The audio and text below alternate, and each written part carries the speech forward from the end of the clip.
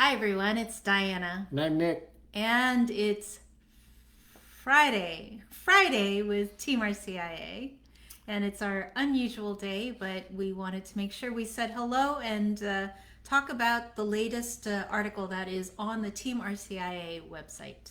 Yeah, do you want to tell folks where we are, though? Uh, we are not in the Team RCIA intergalactic headquarters We're as in, we usually we're are. in the mobile office. We're in the mobile office. Last Wednesday, we began a road trip just to get out so that we did not go crazy. Right now, we are just north of Eureka, California, in a little town, not a little, but a town called McKinleyville, just north of Arcata, just south of Oregon, redwood country. Yes, and we've been seeing lots of redwoods, lots of nature. So it's good to be out. And but we have missed being online. We have been missed doing these Facebook lives, and we thought we'd talk today a little bit more about the announcement, the letter that came out from the Vatican instituting the ministry of catechist. And so, like we said last time we were on Facebook Live, have we had the ministry of catechist since the Second Vatican Council? And it is true that we have, but what the Pope has done has officially instituted the ministry of catechist, which means it's being seen more as a permanent vocation, there is coming from the Vatican eventually a liturgical ritual that would officially institute someone into that ministry, the way that you might be instituted as a lector, instituted as an acolyte, and so on. Yeah. So a lot of us in RCIA ministry do this because we are catechists, because we imagine that our primary ministry is catechesis. And so RCIA, that is the kind of foundation of what we are about to introduce, to catechize, to form people into Christ.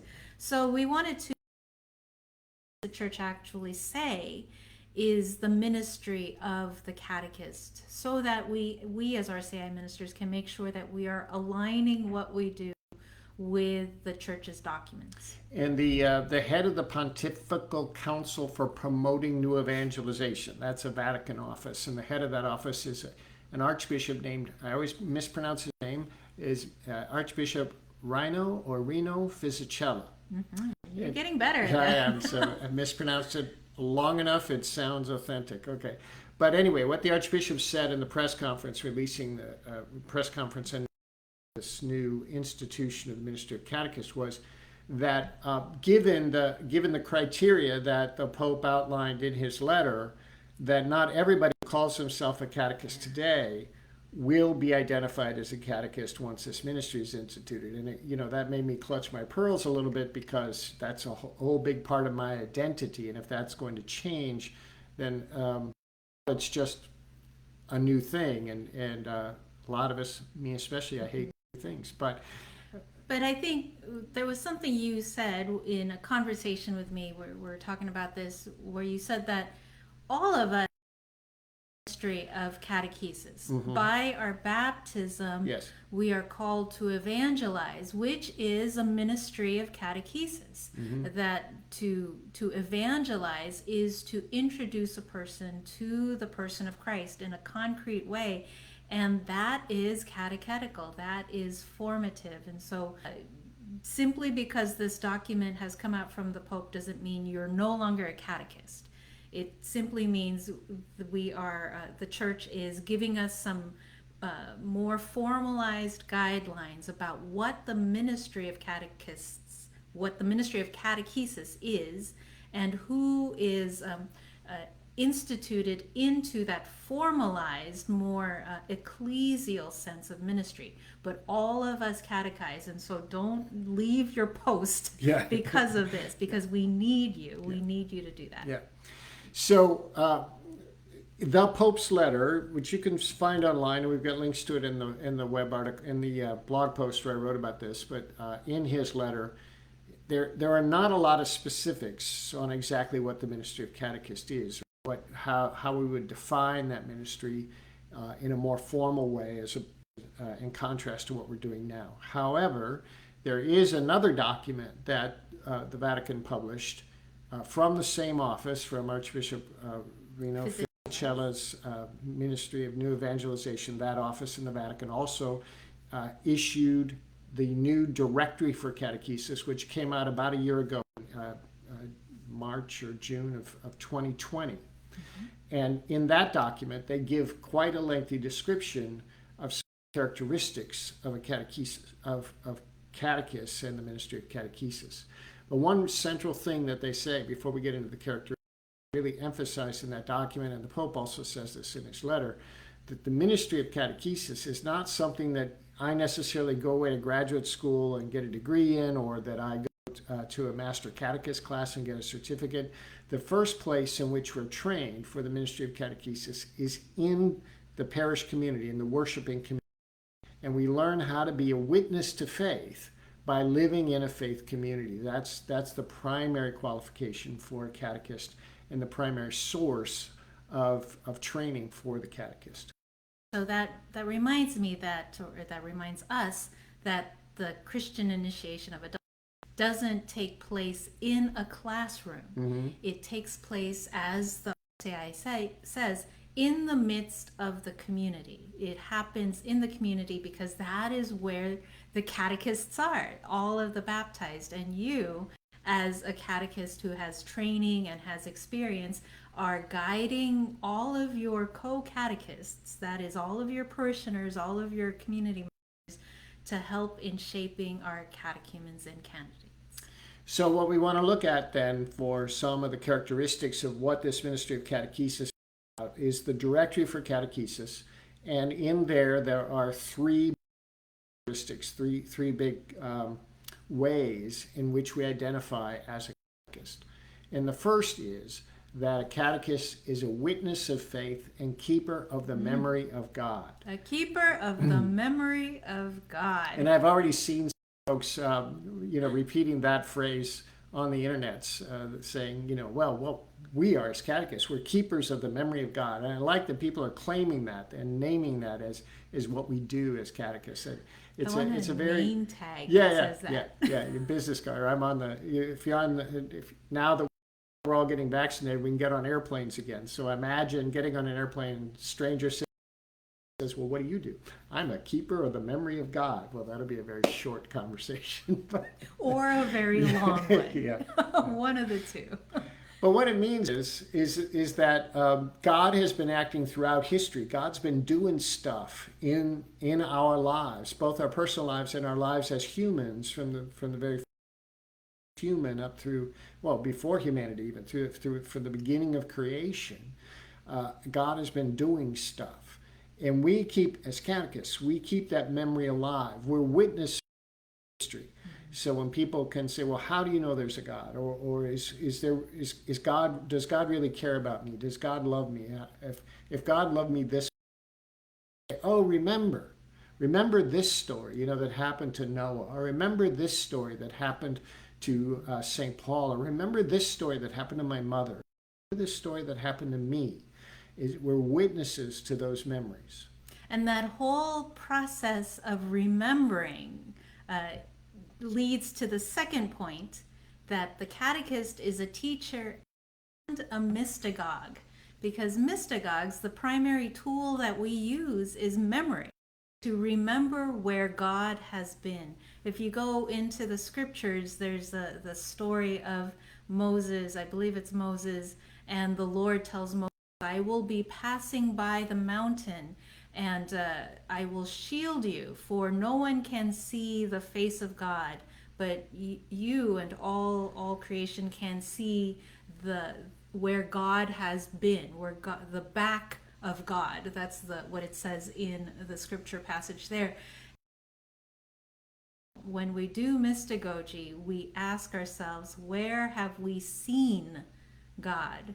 And then what does that mean? And so that reminds me that, again, this is a communal effort. You do not make up where God is. You are aware and you look and you discern and you see and recognize God's presence and the action of the Spirit. And so that's what we do as catechists. As catechists, we're used to calling ourselves teachers, so that sort of twofold description of this second characteristic, teacher and mystagogue.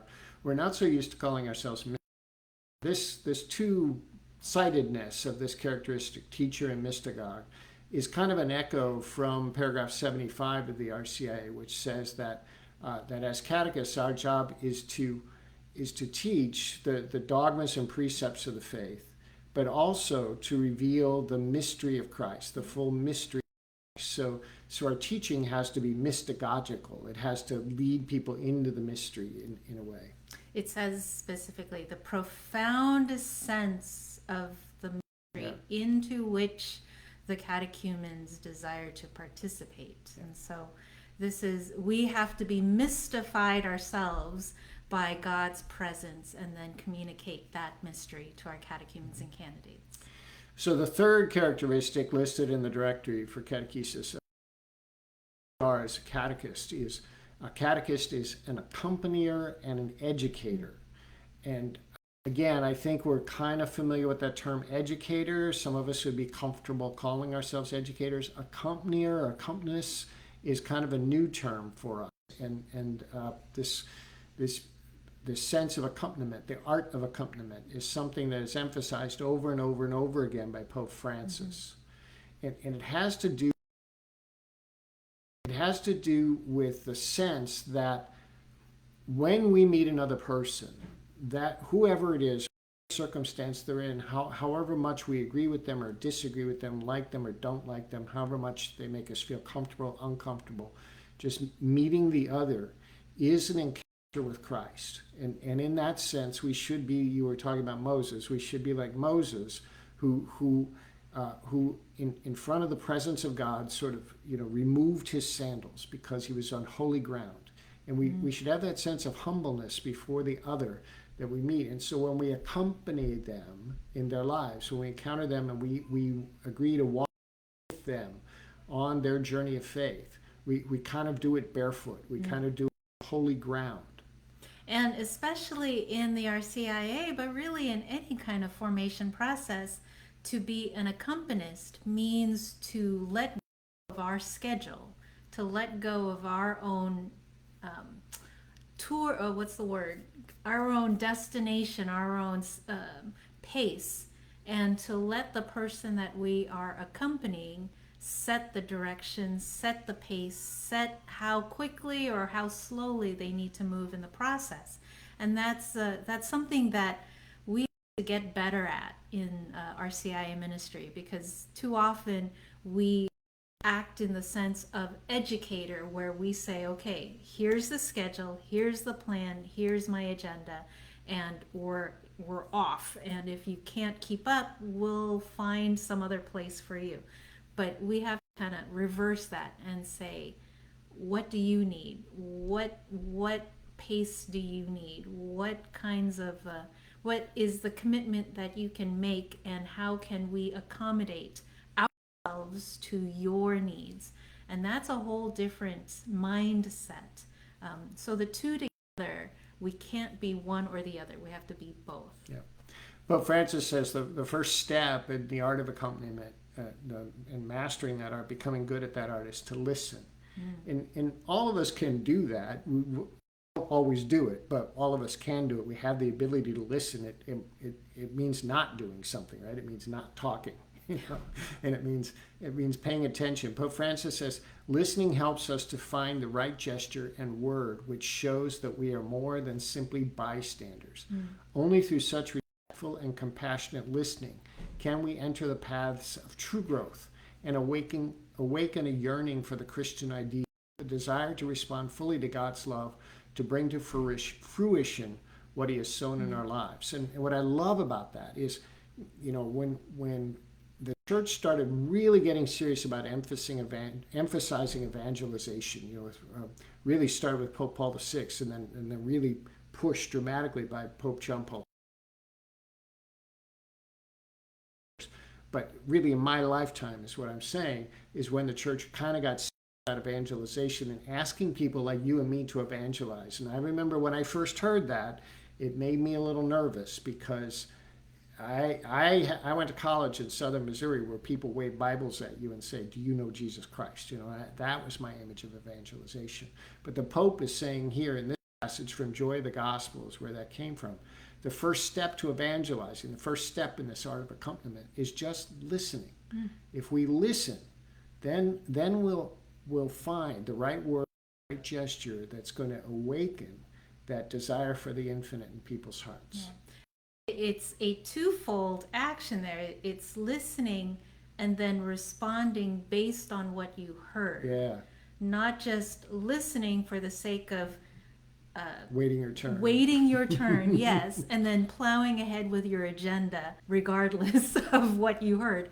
It's responding to what you heard. That's the evidence that shows you were listening. Yeah.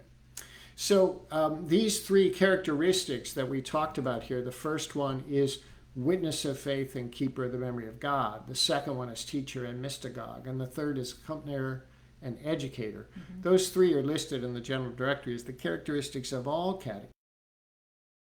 True, of course, for those of us who do catechumenate ministry. And whether we get officially named as catechists after this new document gets more circulated and we get the new right for instituting catechists, maybe I won't be officially called a catechist after that point, but I still will have to do all three of these things.